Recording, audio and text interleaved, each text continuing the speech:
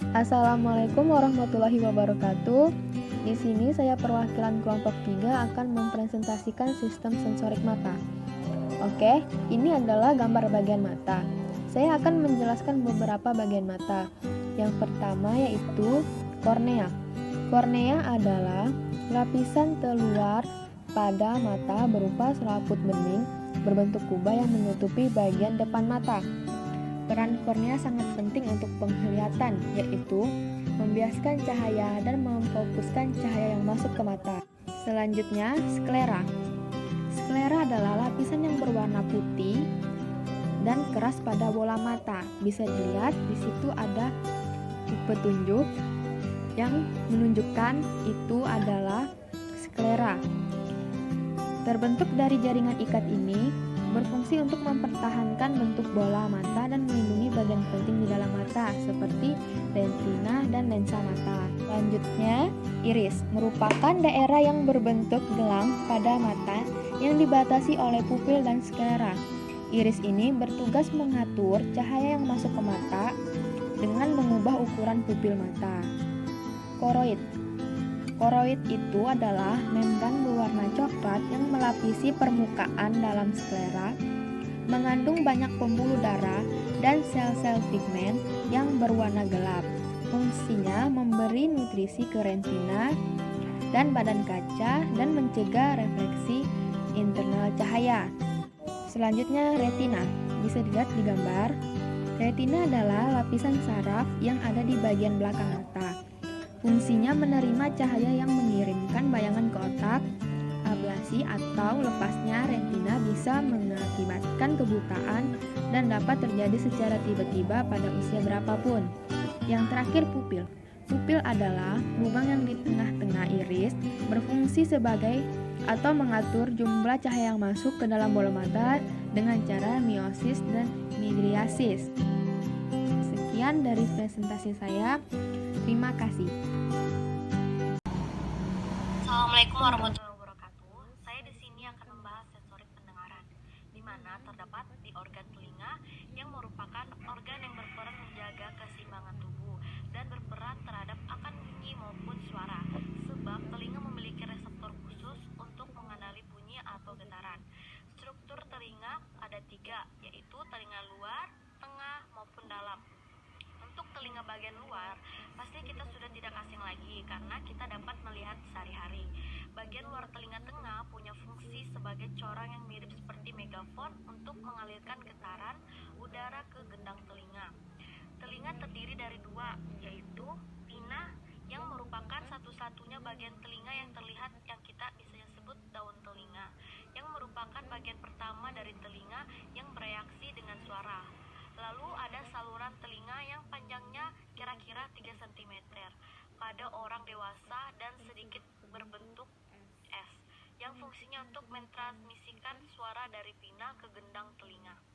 Lalu ada gendang telinga tengah yang terdapat pada tulang sangkurdi, di mana tulang ini merupakan tulang pendengaran terakhir dan merupakan tulang terkecil dan teringan pada manusia. Dan ada juga tulang landasan atau incus, adalah tulang cilik yang merupakan salah satu tulang pendengaran dan menghubungkan tulang martil dan tulang sangkurdi. Sedangkan tulang martil adalah tulang kecil yang berbentuk seperti martil yang menyusun tulang pendengaran. Sedangkan gendang telinga berfungsi melindungi bagian tengah dari bakteri air yang masuk. Dan saluran Eustachius merupakan saluran yang menghubungkan ruang di belakang tengah telinga dan bagian rongga hidung. Lalu terdapat telinga dalam yang terdiri dari rumah siput dan saluran gelang oval labirin. Saluran tengah lingkaran yaitu rumah siput yang berfungsi mengubah getaran menjadi impuls dan meneruskannya ke otak. Dan ada juga saluran gendang oval untuk meneruskan getaran ke rumah siput. Dan ada juga saluran tengah lingkaran atau labirin yang berfungsi menjaga keseimbangan tubuh. Fungsi telinga yaitu menerima rangsangan dari luar, semisal suara dan getaran. Yang tahap pertamanya, suara dari sekitar ditangkap oleh telinga luar berupa getaran atau gelombang dan terus ke telinga tengah saat gendang telinga bergetar. Lalu getaran akan diteruskan ke tulang osicis sehingga getaran diperkuat dan dikirim ke telinga dalam. Begitu mencapai ke telinga dalam, getaran akan diubah menjadi impuls listrik dan dikirim melalui saraf ke otak. Otak akan menerjemahkannya ini sebagai suara. Assalamualaikum warahmatullahi wabarakatuh. Perkenalkan, nama saya Nur Safira Alika. Di sini saya dari kelompok 3 akan melanjutkan presentasi dari teman saya yang akan membahas tentang sistem pengecapan. Sistem pengecapan atau tentang lidah. Lidah ini memiliki struktur yang kasar yang berada di atas lidah yang disebut sebagai papila. Papila ini yang berfungsi atau yang paling sensitif terhadap rasa. Lidah juga merupakan organ maskular yang membantu mencampurkan makanan yang dimakan dengan air liur atau saliva di dalam rongga mulut. Yang selanjutnya kita akan membahas tentang bagian-bagian lidah. Bagian-bagian lidah yang pertama itu ada dasar lidah. Dasar lidah ini terletak di sepertiga belakang lidah di dekat tenggorokan. Yang kedua ada badan lidah. Badan lidah ini bisa bergerak bebas dan bertanggung jawab terhadap beberapa fungsi lidah. Yang ketiga ada ujung lidah. Ujung lidah ini terletak di depan lidah di belakang gigi seri. Yang keempat ada dorsum lidah. Dorsum lidah ini terletak di antara badan lidah dan dasar lidah. Dorsum ini lebih tinggi permukaannya dibandingkan badan lidah. Yang kelima itu ada bawah lidah. Bawah lidah ini bisa terlihat ketika kita mengangkat lidah. Di situ terdapat pembuluh vena yang berwarna ungu. Yang selanjutnya kita akan membahas tentang sensasi penimbul rasa.